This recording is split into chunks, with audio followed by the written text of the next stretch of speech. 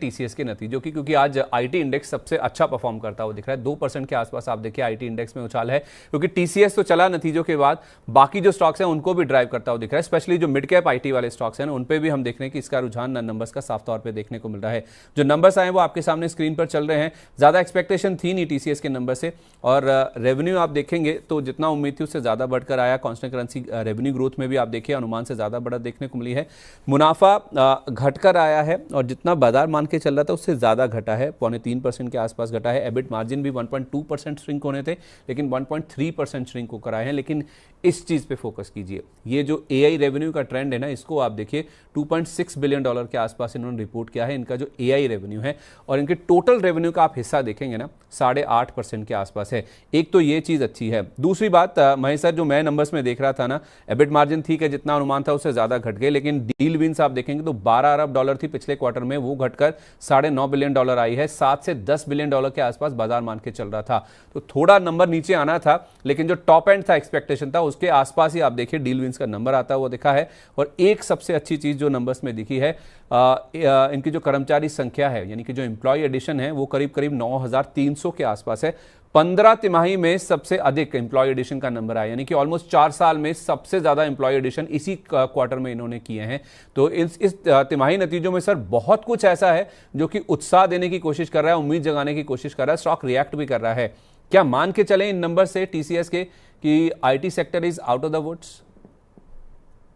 Out of the woods तो बोल नहीं सकते, बट टीसीएस के नंबर जो है वो ठीक ठाक है। आपने तीनों ही पॉइंट एक्सप्लेन कर दिए जो मैं एक्सप्लेन कर सकता था, तो तीनों ही पॉइंट आपने ऑलरेडी एक्सप्लेन कर दिए हैं। एआई का रेवेन्यू धीरे धीरे इंक्रीज हो रहा है, जो जैसा कि आपदा में अवसर बनाने का ट्राई किया है कंपनी ने, तो ये एक ठीक ठाक है। और हेड काउंट जो है लास्ट कुछ क्वार्टर्स के अंदर डाउन हुए थे, वो हेड काउंट अभी जो है 9,300 का एडिशन, ये भी इंडिकेट कर रहा है कि कहीं ना कहीं पे वो एम्प्लॉय को रिप्लेस कर रहे हैं, न कि ऐसा कुछ काम ज्यादा खराब हो रहा है। तो ये एक चीज जो है थोड़ी सी मार्केट को कॉन्फिडेंस दे रही है। हालांकि सेक्टर स्पेसिफिक अभी भी एक दो क्वार्टर देखने को पड़ेंगे, बट यहाँ से एक जो ब्रूचुअल फॉल थी, अब मुझे लगता है कि कहीं ना कहीं पे वो स्टॉप होती हुई दिखाई दे सकती है। मतलब आईटी कंपनियों के लिए गिरावट का दौर खत्म हो गया, आप ये कह रहे हैं?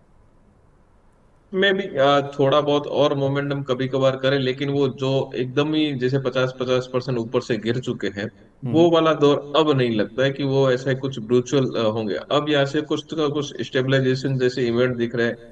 जो एआई का फियर था उसी को उसी में अगर इनका रेवेन्यू बढ़ रहा है, तो फिर मार्केट उसके हिसाब से देखेगा कि कहीं ना कहीं पे ये भी उसी जो ट्रेंड है। मार्केट को सबसे बड़ा फेयर एआई का था कि एआई के अंदर कंपनीज पार्टिसिपेट नहीं कर रही है, अब यहाँ से एआई से रेवेन्यू जनरेट होता हुआ दिखाई दे रहा है। तो लॉन्गर टर्म में जो भी इन्वेस्टर रहते हैं जिनका फियर था वो अब कम होता हुआ दिखाई देगा, तो वो टाइप की सेलिंग अगर है तो ऑब्जर्व हो जाएगी।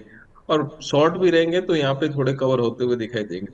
तो उस हिसाब से अब यहाँ पे ब्रूचुअल फॉल सेटअप जो है एक लिमिटेड है।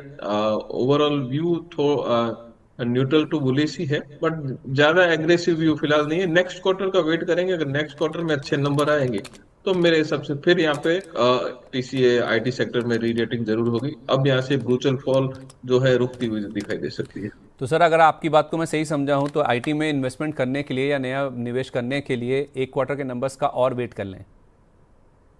डेफिनेटली आप अगर आपको 100 रुपया करना है, थोड़ा इन्वेस्टमेंट कर सकते हैं, क्योंकि ये किसी को नहीं पता है कि कहाँ से फुल रिवर्स होगा।